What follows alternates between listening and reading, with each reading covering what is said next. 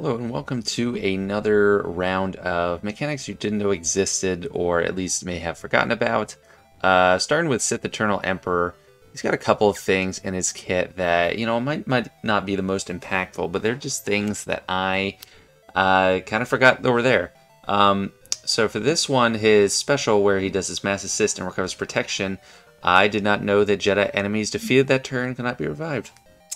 I don't know how that would come into play, because usually if he's going against Jedi, you just have him solo and wait till he gets to his ultimate anyway. But yeah, it's a kind of interesting thing. But the other thing that I already talked about this a little bit in my mastery video, but if you missed it, he is gaining 10% mastery whenever a deceived or linked enemy uses an ability. So where this comes into play the most is... people don't set it as much anymore, but when people set Bastila, JMK, Watt, especially if or JML Watt, especially if they had a high health Luke, then when you got to ultimate, you still couldn't do anything. If you just went right away, popped the ult, killed both Bastila and Watt, you're pretty much never going to get through Jedi Master Luke.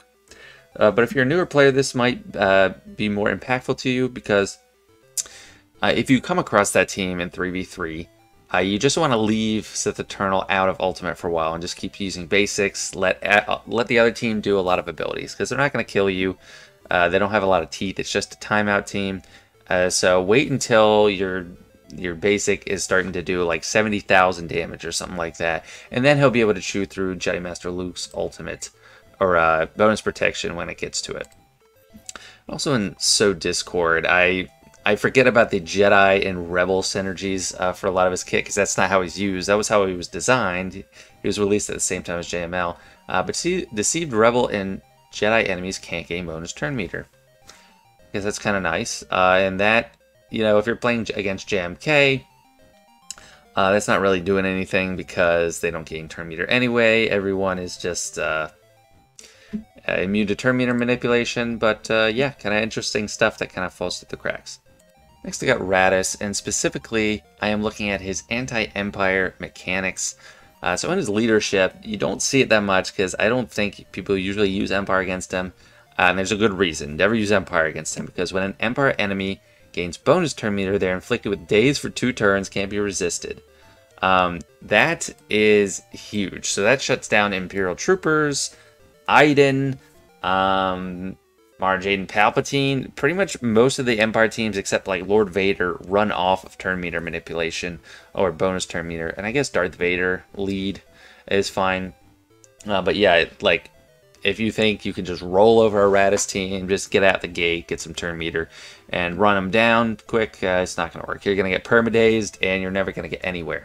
I tried that out once a long time ago in like Territory Wars or something, and I was like, oh, I forgot about that clause. So pretty powerful in the right circumstance, and also if you were to see something on defense like Iden or Imperial Troopers, you might be able to just wreck it with Raddus. Next I got Bo-Katan, sometimes referred to as Bo-Katrash, or at one point it was referred to as Bo-Katrash. But she actually has a pretty useful mechanic when she's on a full Mandalorian team. They all gain 20% max protection for each Mandalorian ally. That is very important. So on my Mandalorian team, I like to load up on protection just because of this. It makes them a very tanky team, and they're not as good with offense and damage, but once they get going, you're not as worried about the offense anyway, in my opinion. I don't know. I don't think that's the conventional wisdom. But they just recover so much health and protection too. Like whenever a Mandalorian ally attacks out of turn, they all recover 8% health and protection. So you just basically take one turn with Maul, everyone assists, and then you're back up to full protection. And with this unique, you're gaining 100% protection across the board, so you can have some pretty tanky Mandalorians if you run her. Also, something kind of interesting and unfortunate about this is the way this works. Since it's a damage ability, it can be dodged. So like if they have Foresight, you can dispel all the you don't dispel all the buffs. But other abilities like Echo's grenade, where he pulls it off, that can't be evaded because it's just a status ability. So that's always going to dispel all buffs, even if there's Foresight there. Same thing with like Asajj Ventress's middle ability. She dispels all buffs. But since it's not a damaging attack, Foresight won't stop it. For this, Foresight will stop it. So if they have Foresight, you're only going to get rid of the Foresight and then nothing else is going to happen. So just a little interesting thing and kind of a weakness in her ability. Next, we got Poggle the Lesser, and it's not used as much in the end game because there's so much other stuff that's better. But I wanted to look at his unique, and it's kind of interesting to me because it doesn't work with the full Geonosian team.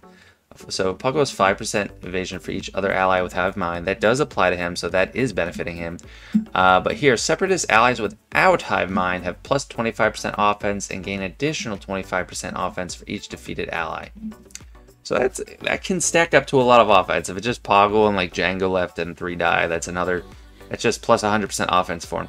I don't know how it's going to come into play, or if it would ever, in the earlier stages of the game, you might be able to make use of this.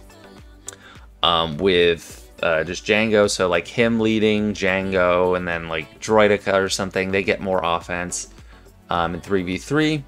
And I don't know, maybe on a trench team he'll find some use. I find it kind of unlikely given that the team is kind of tight, it's crunched, they have so much that need to be on the team already.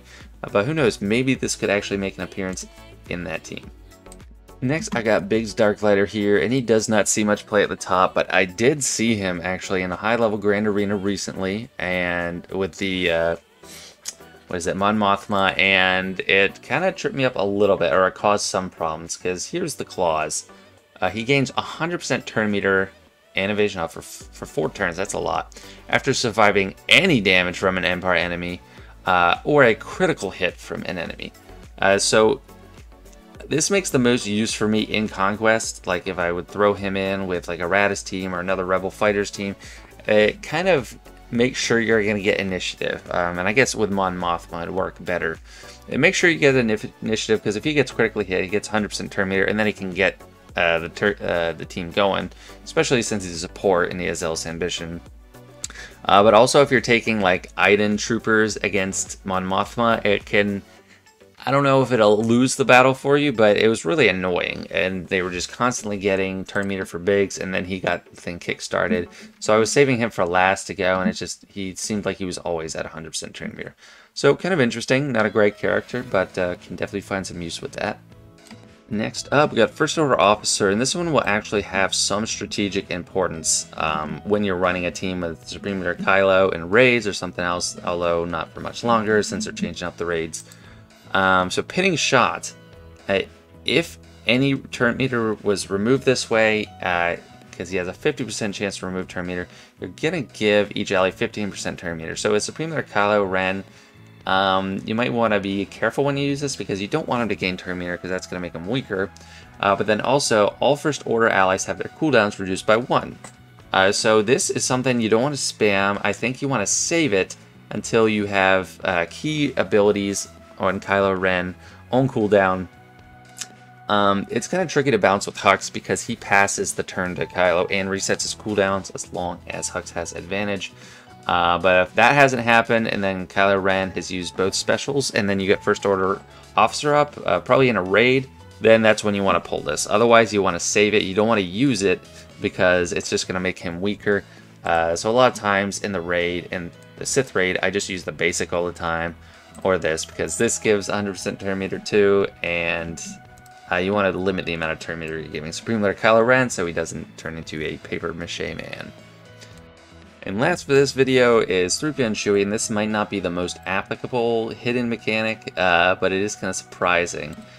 So down here, if 3PO and Chewie was defeated and they're revived with 50% health and protection when another rebel ally is revived. So this doesn't really happen.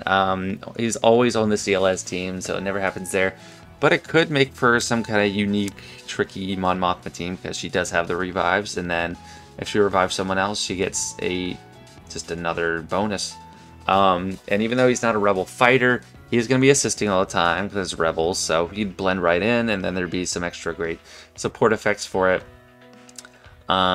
And here's another one that is more surprising. I forget about this one, is while enemies are blinded, they have less tenacity, minus 50% tenacity, and cannot attack out of turn. So it's almost like a mini daze, and it's like a half daze, half tenacity down. So it's kind of interesting, and I don't know if that affects when you want to pull it or use it, because you're just kind of, with CLS, if you're winning, you're usually like home free by the time he's going anyway. But yeah, just interesting. If it's a heavy attack out of turn team, Blind is going to help you out big time. That's it for today. I hope you learned something about kits that you didn't know before. If you have suggestions for hidden mechanics or surprising mechanics, just let me know. I'd love to hear from you. Anyway, thanks for watching. See you later.